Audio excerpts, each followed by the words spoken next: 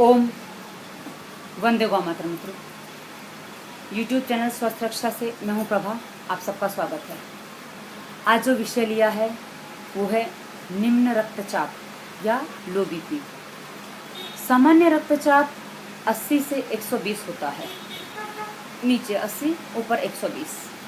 ये 10 की कमी वृद्धि होती रहती है, लेकिन जब ऊपर वाला रक्तचाप 90 या 90 से कम हो जाए तब निम्न रक्तचाप है या लो बीपी है ऐसा माना जाता है। जब बीपी लो हो जाता है तो शरीर के विभिन्न अंगों में रक्त नहीं पहुंचता, रक्त की कमी हो जाती है, जिससे उनके कार्य करने की शक्ति में बाधा पहुंचती है। पहले ये माना जाता था कि अक्सर ये बीमारी या निम्न रक्तचाप या लो बीपी 40 के बाद होता था, लेकिन आजकल हम पाते हैं 8 साल के बच्चे, 5 साल के बच्चों में भी लो बीपी की समस्या होती है, क्योंकि ये भोजन ठीक से नहीं करते हैं, इनको भोजन के प्रति अरुचि होती है।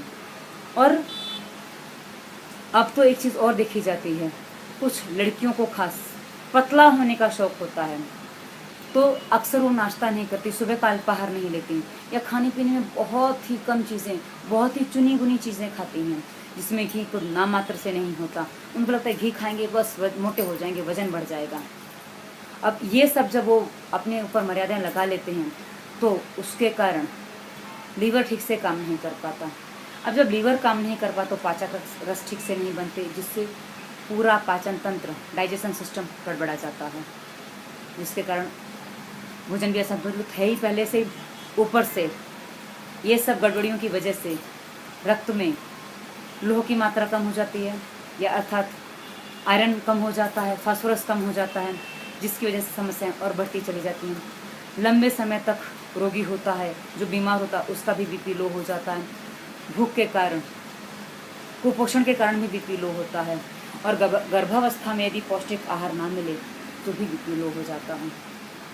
बीपी लो जब होता है तो क्या होता है, अक्सर चक्कर आते हैं, हाथ पैर में झुनझुनी आ जाती है, शरीर में ठंडापन आ जाता है, शरीर ठंडा पड़ने लगता है, घबराहट हो जाती है। ठंडा क्यों पड़ता है? क्योंकि ऐसी स्थिति में पसीना बहुत आता है, और जहाँ पसीना आया, ऊपर पानी आया, तो पूरा ऊपर से जरा सी हवा चली, क्योंकि जब गर्मी लगती है, पसीना आता है तो गर्मी लगती है, गर्मी लगती है मतलब पंखा चाहिए, पसीना आते ही ठंडी हवा लगी और पूरा शरीर ठंडा होने लगता है।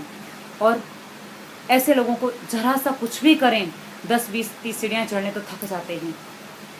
पहला काम क्या करें? नाक में तेल डालें, बादाम रोगन, उस समय सिर्फ एक एक बूंद बादाम रोगन डालें, और डालने की स्थिति नहीं है तो एक बूंद लेके नाक में इस तरीके से पूरा उंगली डाल के ठीक से लगा लीजिए। एक बूंद से ही आप पूरी दोनों नाकों में ऐसे लगा लीजिए, ये आपको काफ़ी जल्दी आराम देगा। उसके अलावा आपको क्या करना है, तुरंत की चिकित्सा में मैं आपको बता रही हूँ, ऐसे कलर लगा लीजिए, लाल कलर में आपको लगा के बता रही हूँ। ये 4 पॉइंट, 1, 2, ये लाइन नहीं है, 2, 3 और ये चौथा, ये 4 पॉइंट लाल रंग लगा लीजिए। ये आपको बीपी कम करने में सहायता करेगा।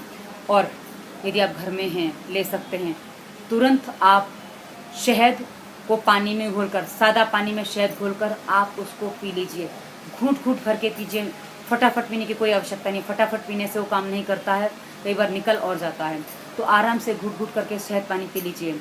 यदि शहद ना मिले तो चीनी, मिश्री जो मिले वो तुरंत खा लीजिए। यदि आसपास कोई दिखता है, उसकी मदद करनी है, तो तुरंत उसको खड़ी शक्कर खाने को दे दीजिए।